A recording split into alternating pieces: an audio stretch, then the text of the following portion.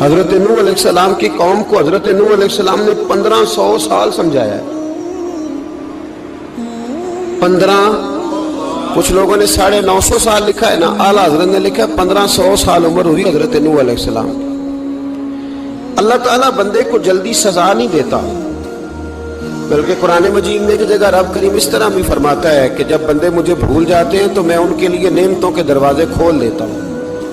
بندہ سمجھتا ہے کہ میں کچھ تو ہے نا کہ میرے اندر کہ میں جدھر جاتا ہوں خیر ہی خیر ہو جاتی ہے. وہ سمجھتا ہے کہ میری عقل ہے، حالانکہ اللہ اسے ڈھیل دیتا ہے. اللہ اسے ڈھیل دیتا ہے. گناہوں کی سزا کے 3 طریقے ہیں.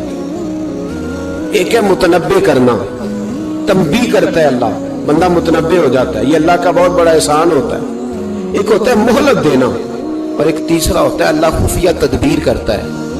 تھوڑا سا سمجھیے گا، انسان پر کوئی آزمائش آئی، فوراً اس کی چھٹی اس نے کہا کہ وہ فلاں جگہ غلطی کی تھی تب ایسا ہوا ہے. ہوتا ہے نا کئی دفعہ آواز آتی ہے نا اندر سے، چلیں بول دیں کچھ نہیں ہوتا آپ کو. اللہ جانتا ہے یہاں کوئی کچھ نہیں کہے گا آپ کو، اور ہماری تو ویڈیو بھی نہیں گھومتی، یعنی خبر بھی نہیں ہو کہ کس نے ہاں کر دی کس نے نہ کر دی. آپ بغیر ٹینشن کے بات چیت کریں، آج کچھ نہیں ہوتا انشاءاللہ تعالی. آتی ہے اندر سے آواز. میں آپ سے اس لیے ان چیزوں کی تصدیق کراتا ہوں کہ باقیوں کو بھی آتی ہے کہ نہیں، اس لیے تصدیق. کبھی کوئی کسی جگہ انسان پریشان ہوتا ہے تو محسوس کرتا ہے کہ وہاں مجھ سے ہوتا ہے نا جی، جس کو یہ نصیب ہو جائے بڑا خوش نصیب آدمی ہے. حضرت مولا علی فرماتے ہیں اگر تجھے دنیا میں سزا مل گئی تو بچ گیا ہے، سمجھ پھر اللہ کرم کرے گا، آخرت میں سزا نہیں دے گا. اور یہ یاد رکھ لے، وما اصابکم من مصیبت فبما کسبت ایدیکم ویعفو عن کثیر. اللہ فرماتا ہے دنیا میں تجھے جو بھی تکلیف پہنچتی ہے وہ تیرے ہاتھوں کے کرتوتوں کی وجہ سے پہنچتی ہے. ویعفو عن کثیر، فرمایا کثیر گناہ تو میں ویسے ہی معاف کر دیتا ہوں. یہ جو تیری زندگی میں دکھ ہے نا، یہ بھی میری قلیل سزائیں ہیں. یہ کثیر پر سزا، یہ قلیل ہے قلیل. یہ جو تمہاری زندگی میں تکلیفیں انسان کو سزا ملتی. حضرت فضیل بن عیاض رحمۃ اللہ تعالی علیہ گھوڑے پہ بیٹھے تھے، گھوڑا شرارت کرنے لگ گیا، اچھلنے لگ گیا، کودنے لگ گیا. تو حضرت فضیل بن عیاض نیچے اترے، ایک کونے میں جا کے نماز کی نیت باندھ لی، 2 رکعت نماز پڑھی، پھر دیر تک استغفار پڑھتے رہے، روتے رہے، دعا کرتے رہے. واپس آئے، خادم عرض کرنے لگے حضور سمجھ نہیں آئی، گھوڑے نے تھوڑی سی شرارت کی، وہ بدکا ہے، آپ نے اس کو چھوڑا ہے اور چھوڑ کر کے آپ نماز میں لگ گئے. تو حضرت فضیل بن عیاض فرمانے لگے جب بندہ اللہ کی نافرمانی کرتا ہے نا تو جو چیزیں اس کی فرما بردار ہوتی ہیں وہ اس کی نافرمانی کرنے لگ جاتی ہیں. تو مجھے محسوس ہوا تھا کہ میں نے کہیں اللہ کی نافرمانی کی ہے، اس لیے ایسا ہوا ہے کہ میرے گھوڑے نے میری، تو میں توبہ کرنے لگا ہوں. اور اب دیکھتا ہوں بیٹھ کے بھلا کیا ہوتا ہے. میں نے سچی توبہ، حالانکہ مجھے یاد نہیں کہ میں کہاں بولا، پر کھری اور سچی توبہ کی. دوبارہ گھوڑے پہ بیٹھے تو گھوڑا بالکل صحیح ہو کے ساتھ چلنے لگ گیا. میرے بھائی جب یہ تنبیہ ہے اللہ کی طرف سے، یہ متنبع کیا جاتا ہے کہ تو بعد آ جا. بہت ساری جگہوں پہ انسان کو وقتی طور پر اگر سزا مل جائے، نبی پاک علیہ السلام کی خدمت میں ایک صحابی آئے، بات مضبوط کر دوں، واقعہ سنایا ہے نا تو کچھ لوگ سمجھتے ہیں کہ یہ واقعہ ہے، تو میں ایک حدیث پاک امام بہقی کی لکھی ہوئی عرض کرتا ہوں. نبی پاک علیہ السلام کے ایک صحابی آئے اور ان کا سر پھٹا ہوا تھا، خون بہ رہا تھا. سرکار نے فرمایا کیا ہوا؟ عرض کی حضور ایک عورت جا رہی تھی، میری نظر پڑی، ابھی نظر پڑی ہے کہ میرے آگے ستون آ گیا تو میرے سر پہ لگ گیا. نبی پاک صلی اللہ علیہ وسلم نے فرمایا تیرے لیے خوشخبری ہے، اگر دنیا میں تیری غلطی کی تجھے سزا ملی ہے تو پھر رب تجھے قیامت میں سزا نہیں دے گا. پھر اللہ قیامت میں سزا، بعض گناہ ایسے ہیں جن کی یہاں بھی سزا ملے گی اور وہاں بھی ملے گی، لیکن میرے بھائی پہلی بات یہ ہے کہ اللہ تعالیٰ اس غلطی کی یہی سزا دے لے. اور دعا فرمائے اللہ تبارک و تعالیٰ یہاں بھی معافی عطا فرمائے، وہاں بھی معافی عطا فرمائے، اللہ درگزر ہی فرمائے. لیکن میرے بھائی ایک تو یہ سزا، ایک سزا یہ ہوتی ہے کہ انسان جب گناہ کرنے لگتا ہے تو اللہ نعمتوں کے دروازے کھولتا ہے، مہلت دیتا ہے. 500 سال تک فرعون کو مہلت دی. کتنے؟ یہاں جو 5 سال حکومت کر لیتا ہے وہ کہتا ہے سب سے قابل میں ہی ہوں، مجھے مہلت ملی ہوئی ہے۔ 500 سال مہلت دی اللہ تعالیٰ نے۔ اور فرعون کی قوم پر پتہ عذاب کس طرح کے آئے تھے؟ ٹڈیاں مسلط کر دی اللہ نے۔ یہ گھومتی نہیں چھوٹی سی، ہم اپنی زبان میں اس کو کچھ لوگ مختلف ناموں سے یاد کرتے ہیں، کوئی مکڑی کہتا ہے، کوئی کچھ کہتا ہے، مسلط کر دی، جاتی نہیں۔ ان پر بنی اسرائیل کے ان مقابل جو فرعون کی قوم تھی ان پر الزام اس طرح کا عذاب آیا کہ مینڈک مسلط کر دی اللہ تعالیٰ۔ برتن کھولتے تھے اندر مینڈک نکلتا تھا، دنیا کی ہر دوائی استعمال کرتے تھے لیکن مینڈک نکل آتا تھا۔ تھوڑا سا سمجھا کریں چیزوں کو، ہمارے رنگ نہیں زیادہ گورے کہ ہم پر عذاب نہیں آتا۔ کوئی بہت زیادہ اللہ تعالیٰ معاف فرمائے دولت نہیں جمع کرا بیٹھے شاہی خزانے میں کہ ہم سے پوچھا نہیں جائے گا۔ یہ مہلت ہے، مہلت کو مہلت سمجھو۔ پھر جب پکڑ آتی ہے نا اللہ کریم کی، میں نے دیکھا ہے کروڑوں روپیہ، 6 اولادیں۔ ایک شخص کے بچے باہر سے آ رہے تھے، وہ بندہ بیمار تھا، مجھے کہنے لگا حضرت جی دعا کریں میں ان کے آنے سے پہلے پہلے مر جاؤں ورنہ آ کے مجھے مار دیں گے، دعا کریں۔ اتنی بے سکونی، کروڑوں روپیہ پڑا ہے تو یہ عذاب نہیں؟ کوئی ضروری ہے کہ پتھر ہی برسیں گے تو سمجھ آئے گی؟ یہ جو سگا بیٹا بوڑھے باپ کے قریب سے گزر جاتا ہے سلام نہیں لیتا تو اس کو عذاب نہیں سمجھتے؟ یہ جو امت کی بیٹیاں، امت کی بچیاں، ہماری بچیاں ایک سال کے اندر 75,000 ہزار بچی ایک ڈویژن سے بھاگ کے شادی کر رہی ہے، ایک صوبے سے، تو اس کو آپ اللہ کا عذاب نہیں سمجھتے؟ یہ معمولی بات ہے؟ نہیں ہمارے رنگ ہو رہے ہیں، ہم بڑے سمارٹ ہیں۔ 1500 سال مہلت دی نوح علیہ السلام کی قوم کو۔ کتنے سال؟ بول کے بتائیے، بول کے دوبارہ بولیے۔ 1500 سال۔ کوئی آدمی اپنی سمارٹنس پہ خوش نہ ہو جائے کہ 20 سال ہو گئے میں تو نافرمانی بھی کر رہا ہوں، روٹی بھی پک رہی ہے، میں تو حرام بھی کھا رہا ہوں، پھر بھی سب ٹھیک ہے۔ 1500 سال مہلت دی۔ پھر حضرت نوح کہنے لگے اللہ میں نے تو بڑا سمجھایا نہیں باز آتے۔ تو رب کریم نے فرمایا کشتی بناؤ۔ اللہ کے پیغمبر کشتی بنانے لگے تو قوم مذاق اڑانے لگ گئی۔ اب کیا کرنے لگے ہو؟ اب کشتی بنانے لگے ہو، خیر تو ہے، قوم مذاق اڑا رہی ہے۔ حضرت نوح علیہ السلام کا آپ نے کشتی بنائی، پانی کہاں سے نکلا؟ نہ بارشیں ہوئی نہ سیلاب آئے، ایک تندور تھا اس کے اندر سے پانی نکلنا شروع ہو گیا۔ کبھی تندور سے بھی پانی نکلا ہے اور جب نکالنے والا چاہتا ہے تو وہاں سے بھی ایک تندور سے پانی نکلا۔ اتنا نکلا، اتنا نکلا، اتنا نکلا کہ قوم ساری ڈوب گئی۔ قرآن مجید کے صفحات شہادت دیں گے کہ حضرت نوح کی قوم کا بچہ بہ گیا، بچے صرف وہ تھے جو حضرت نوح کے ساتھ ہو گئے، تباہ ہو گئی۔ اللہ بے نیاز ہے، بے نیاز۔ 1500 سال مہلت ملے اور تو پھر بھی کہے رب بڑا کریم ہے معاف کر دے گا۔ 1500 سال تجھے گنجائش دے اور تو کہے کوئی نہیں، بات معافی ملنی چاہیے ابھی بھی۔ میرے بھائی، حضرت صالح علیہ السلام کی قوم، حضرت صالح نے تبلیغ شروع کی تو کہنے لگے پہلے معجزہ دکھاؤ۔ جی آج تو نہیں لوگ معجزے مانگتے، آج بھی لوگ کرامتے اور معجزے، اللہ معاف کرے جو چیزیں معجزہ تو ہو نہیں نہ سکتا، لیکن آج بھی لوگ، آپ یقین کریں، کہتے ہیں یہ بڑی نمازیں پڑھتا ہے تو پھر بخشا کیوں نہیں گیا، پھر کیوں نہیں منو سلوا کیوں نہیں اترا اس پر، پھر میں بھی اسی طرح ہی ہوں، کیا اس کے اندر خوبی آ گئی؟ مولوی بھی ویسے ہی ہے، صوفی بھی ویسے ہی ہے، لوگ مانگ نہیں رہے، لوگ دلیلیں مانگ نہیں رہے، ابھی بھی لوگ بحث نہیں کرتے، کیا فرق آ گیا جی؟ ویسے ہی ہیں سارے۔ اللہ تعالیٰ سے ڈرنا چاہیے، ہمیں سامنے والے کی طرف دیکھ کر صحیح ہونے کا حکم نہیں ہے، ہمیں اپنی اصلاح کا حکم ہے، اپنی طرف دیکھ کے اپنے آپ کو ٹھیک کرنے کا۔ الزام لگا کے گزر جانا اس کا کوئی مطلب؟ سنو اور یاد رکھو، حضرت صالح علیہ السلام سے کہنے لگے پہلے معجزہ دکھائیں، تو حضرت صالح علیہ السلام نے فرمایا اونٹ کہاں سے پیدا ہوتے ہیں؟ کہا اونٹنی کے بطن سے۔ فرمایا آؤ میں تمہیں پہاڑ کے اندر سے اونٹنی پیدا کر کے دکھاتا ہوں۔ کہاں سے؟ پہاڑ کے اندر سے۔ حضرت نوح ساتھ لے کے گئے تو پہاڑ کے اندر سے اونٹنی نکلی اور اونٹنی بھی گابن تھی، اس کے پیٹ میں بچہ، اور اونٹنی اتنا دودھ دیتی تھی کہ ساری بستی دودھ پی جاتی تھی، پھر بھی دودھ بچ جایا کرتا تھا۔ لیکن حضرت نوح علیہ السلام نے فرمایا اب تم نے دیکھ تو لیا یہ اسے، یہ جتنا دودھ دے گی روٹی بھی اتنی کھائے گی۔ ایک دن تم سارے پانی پیو گے، ایک دن یہ سارا پانی پیا کرے گی۔ ایک دن تم سارے باقی جانوروں کو گھاس کھلاؤ گے، ایک دن یہ اونٹنی، اور اونٹنی کا نام کیا؟ ناقۃ اللہ، اللہ کی اونٹنی۔ کس کی اونٹنی؟ نام کیا ہے؟ اللہ کی، یہ اللہ کی اونٹنی ہے۔ تو حضرت نوح علیہ السلام کی اونٹنی فرمایا اس کی بے ادبی نہ کرنا۔ باز نہیں آئے لوگ، باز نہیں آئے، کہنے لگا جی دودھ دینا تو ٹھیک ہے، پر یہ جو سارا پانی پی جاتی ہے نا یہ صحیح نہیں، یہ جو ساری گھاس کھا جاتی ہے یہ نہیں ٹھیک، دودھ دینا تو ٹھیک ہے پر یہ نہیں صحیح۔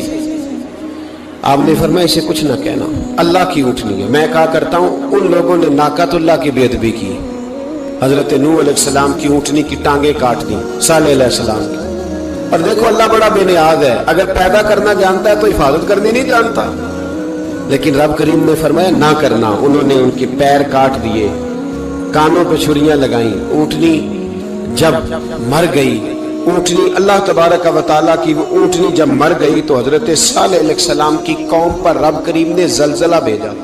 اذا زلزلت الارض زلزالہا، جب زلزلے آئیں گے اور جب ان کا زلزلہ آنا زلزلہ آتا ہے نا، کیا کرتی ہے قوم؟ لا الہ الا اللہ، لا الہ الا اللہ، کلمے جاری ہو جاتے۔ بلکہ ایک دفعہ ایسا بھی ہوا کہ مسجدوں میں اعلان ہونے لگے زلزلہ آ رہا ہے، جو فجر کے لیے نہیں اٹھے زلزلے کے لیے وہ بھی اٹھ گئے، جن کا دعویٰ ہے نا میری سویرے آنکھ نہیں کھلتی، ان کی لگی نہیں کتنے گھنٹے، بعد میں بھی نہیں لگی، ٹی وی پہ اعلان ہوتے رہے کوئی نہیں آ رہا سو جاؤ چپ کر کے، لیکن آنکھ لگی۔ موت سے تو ڈرتا ہے، اللہ سے ڈرتا ہی نہیں، موت کا خوف ہے رب کا نہیں۔ زلزلہ آیا ساری قوم تباہ ہو گئی۔ بتاؤ اگر ناقۃ اللہ کی گستاخی ہو تو اللہ ناراض ہو جاتا ہے، اور اگر اولیاء اللہ کی ہو، اگر اولیاء اللہ کی ہو تو رب ناراض نہیں ہوتا؟ شرم نہیں آتی لوگوں کو داتا صاحب کی بے ادبی کرتے؟ شرم نہیں آتی لوگوں کو غوث اعظم کی گستاخی کرتے؟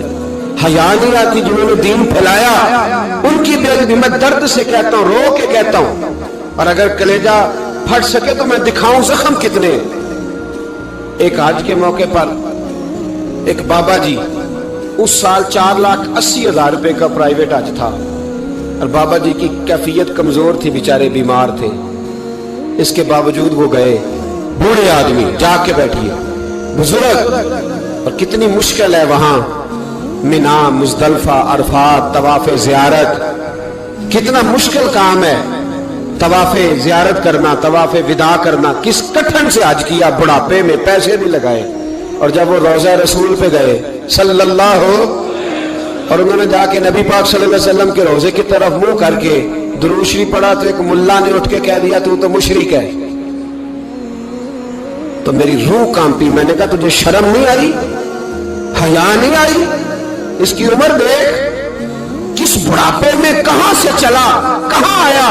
یہ مشرک ہوتا تو کسی مندر میں جاتا، یہ مشرک ہوتا تو کسی گرجے میں جاتا، یہ مشرک نہیں، یہ مومن ہے۔ اور یہ وہ والا مومن ہے جس کے سینے میں دل جب دھڑکتا ہے تو خالی دھڑکتا نہیں، ساتھ وہ محمد عربی پہ درود و سلام بھی پڑھتا ہے۔ شرم نہیں آتی لوگوں کو؟ اتنی بڑی گستاخی کرتے، جو روضہ رسول پہ آیا مشرک ہے۔ میں نے تو ایک مولوی کو صاف صاف کہا تھا، میں نے کہا اگر میں مشرک ہوں تو نکالو، مشرک کا داخلہ تو یہاں ویسے ہی منع ہے۔ شرم نہیں آتی؟ اپنی زبان کا ایک پاس کرو کچھ۔ اتنا ظلم، اتنی بڑی فرقہ واریت امت میں، اتنا امت کو تقسیم کرتے ہو، تمہیں شرم نہیں آتی؟ جہاں سے اتحاد کا پیغام دینا چاہیے وہاں سے تم لوگوں کو فرقے کا پیغام دیتے ہو، ایک مقصود فرقے کی تبلیغ کرتے ہو۔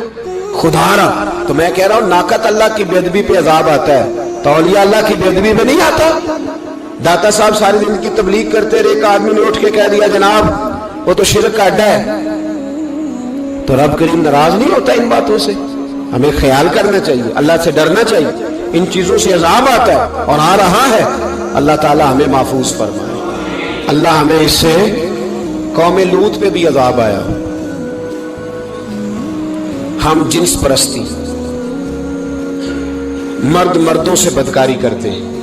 حضرت نوح نے سمجھایا، کہ یہ کام درست فطرت کے خلاف ہے، یہ کام درست نہیں۔ جب انسان یہ کام کرتا ہے تو زمین اور آسمان کانپتے ہیں۔ اب میں کیسے کھول کے بتاؤں، میرے پاس اعداد و شمار ہیں کہ پاکستان کے اندر اس کام کی کیفیت کیا ہے اور کس طرح کر کے لوگ، میں تو رونا روتا رہتا ہوں داڑھی کا۔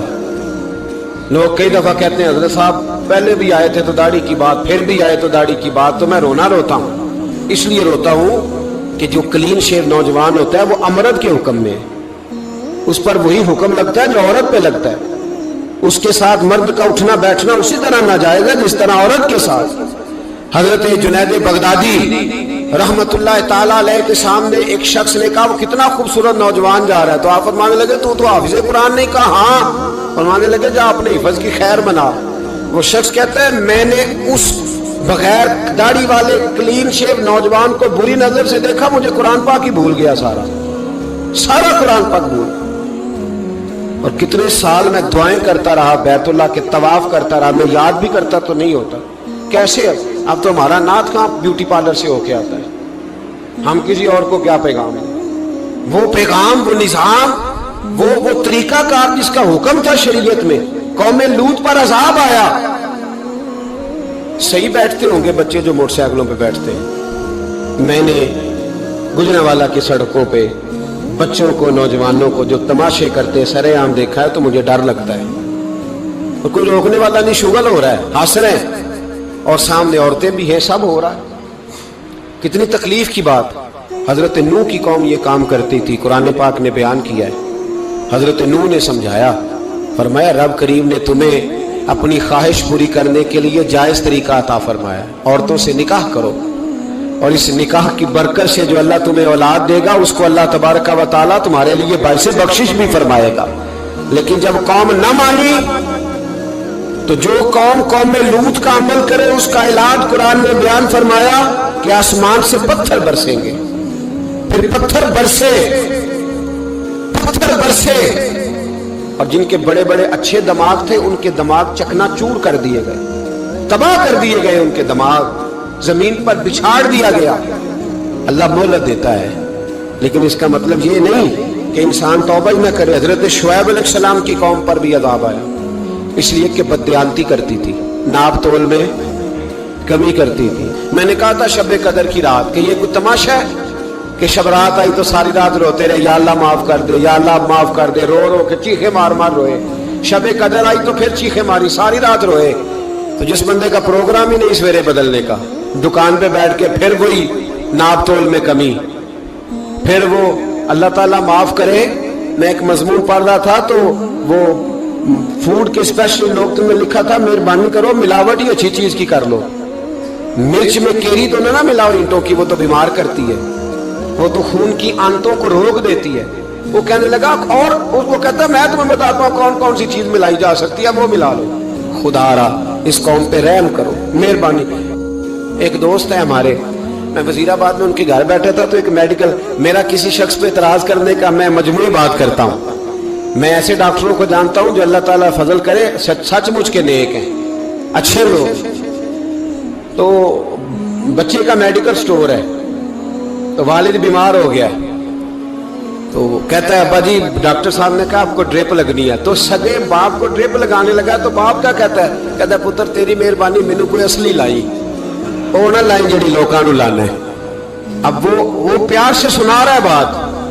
میں نے اسے کہا کہ یہ تو ڈوب مرنے کا مقام ہے نا، ڈوب مرنے کا مقام، کہ جس ملک کے اندر دوائی بھی صحیح نہ بکے، اصلی نہ ملے دوائی بھی، اور پھر وہ قوم کہے کہ ہم نے تو پورے روزے رکھے، ہم نے تو بڑا صدقہ اور خیرات کیا، دوائی بھی اصل نہ ملے۔ جناب شعیب علیہ السلام کی قوم ناپ تول میں کمی کرتی تھی تو اللہ تبارک و تعالیٰ نے ان پر بتا عذاب کس طرح کا بھیجا، شدید گرمی ہوئی۔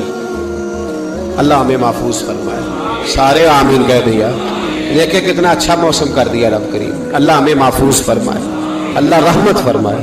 شدید گرمی کی لہر آئی، باہر اتنی گرمی ہوئی کہ لوگ اپنے گھروں میں گھس گئے، جس طرح سورج کی شعائیں گھروں کے اندر داخل ہو جاتی ہے اس طرح گرمی کی لہر اندر داخل ہوئی۔ اور جس طرح کسی کو آگ لگ جائے تو وہ آدمی اچھلتا کودتا ہے نا، اس طرح یہ لوگ اچھلنے لگے اور اچھل کود کے مر گئے. جرم کیا تھا؟ ناپ تول میں کمی کرتے. حضرت داؤد کی قوم بھی تباہ ہوئی. جرم کیا تھا؟ ہفتے والے دن مچھلیاں نہیں پکڑنی تو یہ پکڑتے تھے. حکم ہے نا مسلمان کو نماز کے ٹائم کوئی اور کام نہیں کرنا، نماز پڑھنی ہے. میرا خیال ہے مسلمان تو فٹافٹ آ جاتے ہیں، سارے ہی پہنچ جاتے ہیں نا مسجدوں میں. ہلکا ہلکا بول رہے ہیں آپ، کیوں نہیں پہنچتے؟ اگر حضرت سیدنا، اور پتہ انہیں سزا کیا ملی؟ اللہ نے فرمایا اس ٹائم عبادت کرنا ہے، کام نہیں کرنا، وقت نہیں ہے کام کا. انہوں نے مچھلیاں پکڑی، 12,000 لوگ تھے. پتہ ہے مالک نے سزا کیا دی؟ بندر بنا دیا. اللہ کریم قرآن مجید کا پہلا سپارہ پڑھے، فَجَعَلْنَاهَا نَكَالًا لِمَا بَيْنَ يَدَيْهَا وَمَا خَلْفَهَا. اللہ فرماتے ہیں پچھلوں کے لیے بھی عبرت بنا دیا، بعد والوں کے لیے بھی عبرت، نشان عبرت بنا دیا. بندر بن گئے. اور جو ان کے دوست جو بچ گئے تھے ان